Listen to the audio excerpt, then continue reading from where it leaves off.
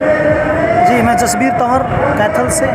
बस बताना क्या, आज जो कुछ दिन पहले खट्टर सरकार ने यहाँ हमारे किसानों पर लाठीचार्ज किया, जिसमें हमारे किसान साथी की मृत्यु हो गई, उन सब चीज़ों के समाधान के लिए और सरकार मतलब एक किसान की हत्या करने के बाद भी कोई गलानी सरकार की नज़रों में नहीं है। और उससे पहले एक जो अधिकारी था उसने कहा था कि सिर में लाठी मारनी है, मतलब उस अधिकारी पर मामला तो 302 का बनना चाहिए, लेकिन सरकार इस बात को नहीं सुन रही है। इस सारी समस्या को लेकर पूरे हरियाणा का किसान संगठन, सभी किसान नेता और किसान हरियाणा के किसान यहाँ इकट्ठा हुए हैं और आज देखते हैं सरकार को झुकाने के लिए सरकार को हमारी सारी बातें माननी पड़ेंगी। सरकार का कहना है कि कोई एक ही वर्ग, कुछ वर्ग इस आंदोलन से जुड़े हुए हैं, यहाँ पर देखने को मिल रहा है कि सभी वर्ग आए हुए हैं, इसके बारे में क्या कहना चाहिए? देखिए, हमेशा किसान राजनीति का शिकार हुआ। जब किसान की बात आती है तो मुद्दे की बात नहीं होती। सरकार 3 बिलों पर बात नहीं करती, 3 कानूनों पर बात नहीं करती कि इनमें समस्या क्या है, दिक्कत क्या है।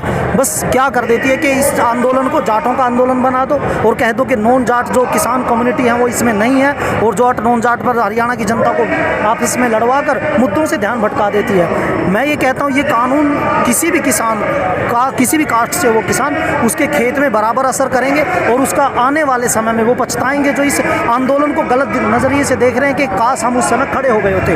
और आज मैं आपको, हमारे साथ ही यहाँ बैठे थे सभी ने, देखिए मेरे साथ रणवीर राणा जी हैं जो राजपूत समाज से हैं, और सुनील काम्बोज जी हैं जो काम्बोज समाज से हैं, ये जाट समाज से हैं हमारे दिलबाग जी, और सुरेंद्र सैनी जी हैं, मम्मू धानिया जी चमार हैं, योगी समाज से हैं हमारे साथी। तो हमारे क्या नाम है भाई, विकास जी हैं रोड समाज से। मैं अगर यहाँ हम अगर 10-15 मिनट इकट्ठा वो कोशिश करें तो यहाँ पर हजारों लोग हैं जो उन किसान कम्युनिटी से हैं जो जाट नहीं है, लेकिन सरकार सिर्फ इसे अलग नज़रिए से पेश करना चाहती है। आज यहाँ पर करनाल की धरती पर फैसला लेने के लिए आपके नज़रिए में क्या फैसला लेना चाहिए आज? देखिए, एक तो हम जो हमारे किसान साथी की मृत्यु हुई है उसके घर को सरकारी नौकरी और मुआवजा, और जो मैं तो यहाँ कहता हूँ मांग तो टर्मिनेट करने की है, लेकिन आप समझिए 1 घंटा पहले के वो कह रहा है अधिकारी के सिर में लठ मारना है और 2 घंटे बाद सिर में लाठी के कारण एक किसान की मौत हो गई, तो 302 का मुकदमा दर्ज उस आदमी पर होना चाहिए। हमारे किसान नेताओं की टीम गई हुई है सरकार से बात करने के लिए, बाकी तो उनका निर्णय क्या रहेगा, जो कुछ बातचीत होगी उसके बाद आगे का फैसला लिया जाएगा। नमस्कार जी, आपको लगता है कि आज के दिन भी सरकार किसानों के ऊपर लाठीचार्ज कर सकती है? देखिए, जो शाम तक का बयान था प्रशासन का, सरकार का, कि करनाल के चारों तरफ बैरिकेड लगा दी, 144 धारा लगा दी, वो मतलब एक डराने का प्रयास कर रहे थे किसानों को। लेकिन आज जो ये आंदोलन है, किसान आंदोलन, ये जन जन का आंदोलन बन चुका है और इस सरकार के, इस प्रशासन के बस की बात नहीं है कि जैसे आप कह रहे हो कि आज भी ये लाठियाँ चला देंगे। आज इन्होंने देख लिया कि कितने लोग अलग अलग जातियों से, अलग अलग समुदायों से यहाँ पर हज़ारों की संख्या में लोग करनाल की धरती पर पहुँच चुके हैं। तो आज सरकार ये सोच भी नहीं सकती, लाठी मारना तो बड़े दूर की बात है। तो आपके माध्यम से मैं एक संदेश देना चाहता हूं अपनी इस हरियाणा की जनता को, क्योंकि बहुत सारे लोग आज हम समाज में जाते हैं तो जो ये हरियाणा सरकार एक माहौल बनाना चाह रही है कि ये जाटों का एक आंदोलन है, किसान आंदोलन है, तो मैं हरियाणा की जनता को आपके चैनल के माध्यम से कहना चाहता हूं, जो नॉन जाट बिरादरी के जो लोग हैं, जैसे मैं सैनी कुल में पैदा हुआ हूं, तो हमारे कुल में भी ये बात चलती है कि भाई ये तो जाटों का आंदोलन है, लेकिन ये सर्व समाज का आंदोलन है, ये किसान का आंदोलन है, मजदूर का आंदोलन है। और अगर ये काले कानून लागू हो जाते हैं तो इसका सबसे बड़ा जो खामियाजा भुगतना पड़ेगा वो गरीब जनता को भुगतना पड़ेगा। तो ये प्रत्येक व्यक्ति ये समझे कि ये मेरा आंदोलन है और हम इन कानूनों को, जो एक कृषि काले कानून है, इनको लागू नहीं होने देंगे, पूरी ताकत लगाएंगे। तो इसी के साथ मैं यही संदेश देना चाहता हूँ आपके माध्यम से कि लोग जागिए। नमस्कार जी, अपना परिचय दें। मैं रणवीर राणा, करनाल बड़ा गांव से। जो ये मुजफ्फरनगर के अंदर रैली हुई थी, इसके अंदर आपको लगता नहीं कि कोई किसानों को एक फैसला लेना चाहिए था?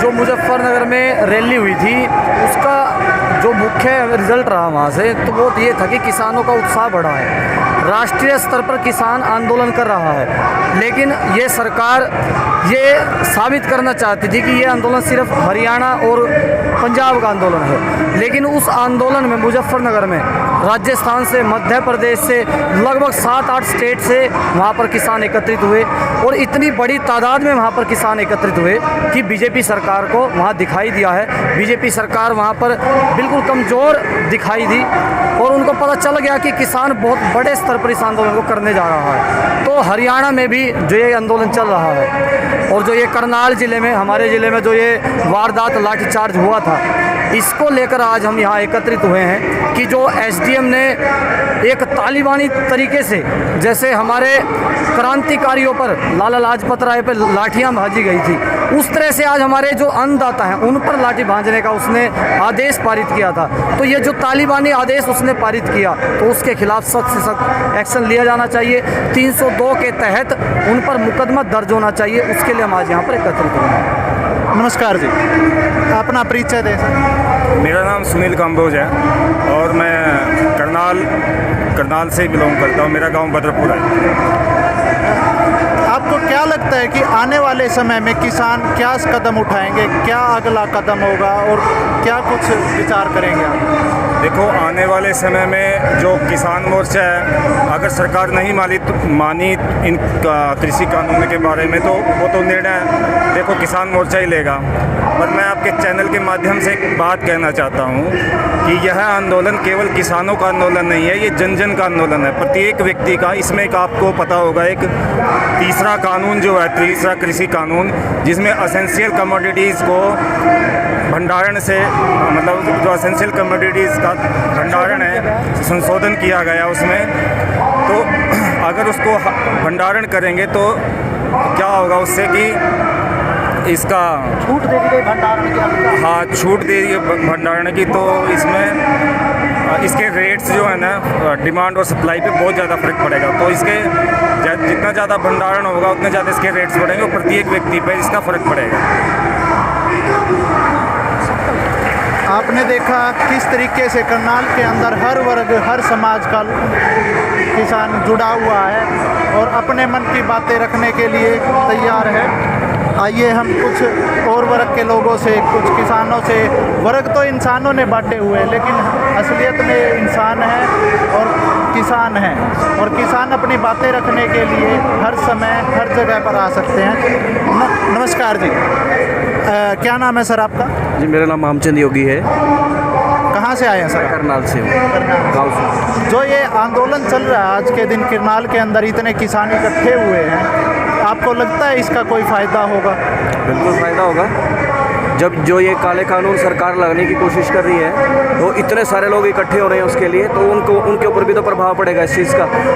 जो हमारे सीएम है, मुख्यमंत्री है, खट्टर हैं, वो हर समय, किसी भी समय, उनको पता है किसानों के मन में रोष है, वो फिर भी अपने काफिले के साथ आते हैं और किसानों को चोटिल करके चले जाते हैं। क्या उनको सोचना नहीं चाहिए? बिल्कुल, उनको विचार करना चाहिए। और ये एक प्रोपेगेंडा बना दिया गया सरकार के द्वारा कि सरकार इतने बड़ी संख्या में किसान इकट्ठे होते हैं और वो इनको अलग अलग शब्दों से, अलग अलग बातों से, मतलब इस प्रकार से संबोधित करने लगे हैं जैसे कि देशद्रोही देशद्रोही हैं, ये तो किसान ही नहीं है, ये तो आड़ती बैठे हैं, ये तो वो बैठे हैं, ये तो वो बैठे हैं। इस तरीके से वो पूरे मुद्दे को भटकाने का प्रयास करते हैं, जबकि कृषि कानून वाकई में काले कानून है और इनको रद्द होना बहुत ज़रूरी है। जो गरीब तबका है सबसे ज़्यादा उसके ऊपर असर रहेगा, इसका सबसे ज़्यादा प्रभावित होएगा गरीब तबका। और ये किसानों का आंदोलन जन जन का आंदोलन है। ये जो बना रहे हैं ना कि ये एक ही जाति का आंदोलन है, जैसे जाट आदि का और ये सरदार आदि का, ये इस प्रकार का बना रहे हैं, लेकिन ऐसा नहीं है। आज देखिए आप यहाँ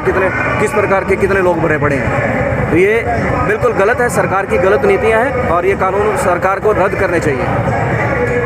जिस तरह आपने ये बातें सुनी कि केवल एक ही वर्ग यहाँ पर किसानों का जुड़ा हुआ है, लेकिन आपने इन सब से बातें की है। यहाँ पर हर वर्ग के लोग, ये देखिए हर वर्ग से यहाँ पर बातें की जा रही है। नमस्कार जी, क्या नाम है सर आपका? मेरा मामू दानिया। कहाँ से है सर आप? मैं किनाना से हूँ, चमारा वर्ग से संबंधित हूँ। अच्छा, जो ये किसानों के बारे में कहा जा रहा है कि एक ही वर्ग के लोग यहाँ पर आए हुए हैं, तो उसके बारे में एक वर्ग वो क्या है, एक वर्ग उस वर्ग के बारे में बताएं। तो ये कह रहे हैं कि भाई ये तो एक जातिवाद आंदोलन बना दिया कि तो सिर्फ जाट जाटों का आंदोलन है। ऐसा नहीं है। जैसे कि मैं चमार बिरादरी से हूँ और सैनी समुदाय से भी हैं, गुर्जर से भी हैं और यहाँ से भी वर्ग के लोग आए हुए हैं। तो ये बीजेपी चाहते हैं कि इसको एक जातिवाद पे बना दिया आंदोलन को, और ऐसा नहीं है। ये बीजेपी एक तानाशाही सरकार है। जैसे ये सोचते हैं कि मैंने बिजली बेच दी, रेल बेच दिया और BSNL बेच दी, तो ये सोचते हैं कि मैं किसानों को भी बेच दूं, और किसानों में इतना ताकत है कि वो किसानों को ऊपर तानाशाही नहीं होने देंगे। किसानों की आन बान शान के खिलाफ सरकार ने जो हथकंडे अपनाए हैं उनको लेकर हर वर्ग के किसान आए हुए हैं। नमस्कार जी, क्या नाम है सर आपका? मेरा नाम पुनीत डाकला है। हाँ जी, पुनीत डाकला मेरा नाम है। रोड समाज से मैं हूँ। कहाँ से है सर आप? करनाल स्टोंडी गाँव है मेरा, करनाल डिस्ट्रिक्ट में। करनाल डिस्ट्रिक्ट। तो ये करनाल के अंदर आज भीड़ जुटी हुई है, एक फैसला लेने को तैयार है, वो किस तरह का फैसला लिया जा सकता है आपकी नज़र? फैसला यही है भाई, सरकार जो हमारे हमने मांगे रखी हैं वो हमारी पूरी कर दे, बस यही है फैसला तो किसानों का। मतलब जो कल यहाँ पर एक शहादत हुई है, जो कुछ समय पहले यहाँ पर एक शहादत हुई थी, जो करनाल के टोल पर एक शहादत हुई थी, उस शहादत के बारे में क्या कहना चाहेंगे? वो सुशील काजल जी हैं रायपुर गांव से। वो सारे दिन यहाँ टोल पर रहते हैं, पहले भी रहते थे जब से संघर्ष चल रहा है किसानों का। उस दिन उनको लाठियाँ पड़ी थी और रात को उनको मृत्यु हो गई है। तो उनकी शहादत ये व्यर्थ नहीं जाएगी। किसान इसका जो संघर्ष चल रहा है इसके लिए खिलाफ जो सरकार, जो मोदी सरकार जो देश को बेचना चाह रही है, और खट्टर सरकार जो हरियाणा में अराजकता फैलाना चाहती है, इन सब के खिलाफ आज किसान इकट्ठे हो चुके हैं। और ये किसी एक जाति का आंदोलन नहीं है, ये सिर्फ किसानों का आंदोलन है। कुछ लोग कहते हैं कि ये जाटों और सरदारों का आंदोलन है, ये जाटों और सरदारों का आंदोलन, ये किसानों का आंदोलन है। और मोदी और खट्टर सरकार को समझना चाहिए कि ये जो किसान खड़ा हुआ है, ये जिसने काले अंग्रेज गोरे अंग्रेजों को भगाया, ये काले अंग्रेज जो देश में अराजकता फैलाना चाहते हैं, देश की संपत्ति को बेचना चाहते हैं, इनके खिलाफ किसान खड़ा हुआ और इनको जरूर सबक सिखाएगा।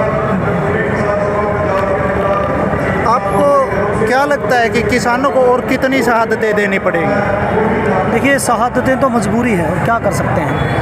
लेकिन मैं फिर भी यही कहता हूँ कि किसान का जो हमारा जो आंदोलन चल रहा है इसको शांतिपूर्ण तरीके से ही लड़ना चाहिए।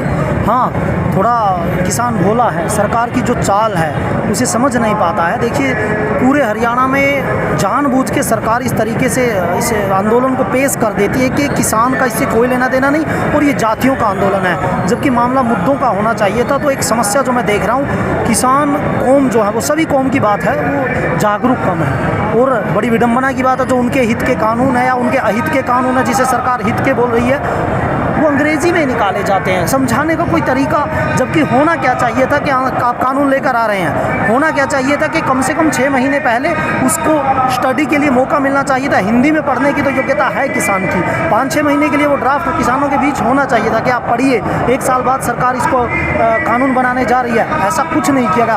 आज भी अगर आप इन कानूनों को ढूंढने की कोशिश करोगे तो इनकी जो PDF आपको मिलेगी वो ठीक जो मिलेगी वो अंग्रेज़ी में मिलेगी। हिंदी में तो किसी प्राइवेट किसी संस्थान ने उसका कुछ कर दिया हो ट्रांसलेट तो अलग है, लेकिन सरकार की तरफ से लोगों को समझाने का कभी काम नहीं किया जाता, अंधेरे में रखकर धोखा दिया जाता है। जो गलत चीज़ें अब किसानों को समझ आ गई हैं, अब संघर्ष लंबा है, लेकिन मुझे लगता है जो प्राइवेटाइजेशन का ये षड्यंत्र है, ये जल्दी सरकार को इसमें घुटने टेकने पड़ेंगे और सरकार को किसानों की बात माननी पड़ेगी। आपको क्या लगता है कि जो किसान समुदाय है इतने समय से सरकार को समझाने में लगा हुआ है, तो किसानों से कहाँ कमी रहेगी कि उनको सरकार को समझाया नहीं जा रहा है? कहाँ दिक्कत है? देखिए, किसानों ने शुरू से ही जैसे ही इन्होंने कानून पास किया वहीं से इनकी मंशा तो समझ में आ गई थी सरकार की कि इन्होंने छिप के बिना संसद में लाए बहुमत का लाभ उठाते हुए उस कानून को पास कर दिया। वरना जैसे अभी हमारे अध्यक्ष जी ने बताया कि पहले लाते, समझाते किसानों को भाई इनमें ये आपका लाभ है, ये फ़ायदा है, लेकिन जो चोरी छिपे कानून पास किए हैं तो किसान इनकी मंशा को समझ गया था पहले से कि ये कहीं ना कहीं इसके पीछे कहीं ना कहीं कुछ काला है। और वैसे भी दिखाई दे रहा है कि इन तीनों कानूनों में भंडारण किसान नहीं कर सकता, दूर दूर दराज पर जाकर किसान अपनी फसलों को नहीं बेच सकता, और कॉन्ट्रैक्ट फार्मिंग में भी लालच दिखाकर एडवांस पैसा दे देकर किसान के साथ कहीं ना कहीं लूटपाट रहेगी। ये किसान जानता है कि तीनों कानून काले हैं, तीनों कानूनों में किसानों का नुकसान है, लेकिन सरकार अपनी जिद पर है। ये व्यापारियों की सरकार है, इनके ऊपर जो व्यापारी है जिन्होंने इनके ऊपर इन्वेस्ट किया है उनके दबाव में है, और ये तानाशाही सरकार इन कानूनों को तब तक वापस नहीं लेगी जब तक किसान एकजुट होकर मजबूती के साथ इनके साथ इनके ऊपर हमला नहीं करता। इनको उत्तर प्रदेश में अभी किसानों ने मुजफ्फरनगर में दिखाया है कि इनको वोट की चोट मारकर किसान दिखाएगा। हरियाणा में भी इस बार इनकी सरकार नपीतुली सरकार आई है। जब इनको दिखाई देगा कि हर स्टेट में इसी तरह से नपीतुली सरकारें आएंगी तब ये अपनी तानाशाही से बाज आएंगे। ये देखिए, आपने विचार सुने कि नपीतुली सरकार हरियाणा के अंदर आई है और लोगों ने हर तरह के हर वर्ग के किसान यहाँ पर मिलकर इकट्ठे होकर अपने विचार रख रहे हैं। ये कहा जाता है कि एक वर्ग है, यहाँ पर हर वर्ग के लोग हैं और इसी तरीके से अपनी बात रखने के लिए, अपने विचार रखने के लिए यहाँ पर आए हैं। और इस तरह की खबरें सुनने के लिए देखते रहिए दी खबर हरियाणा।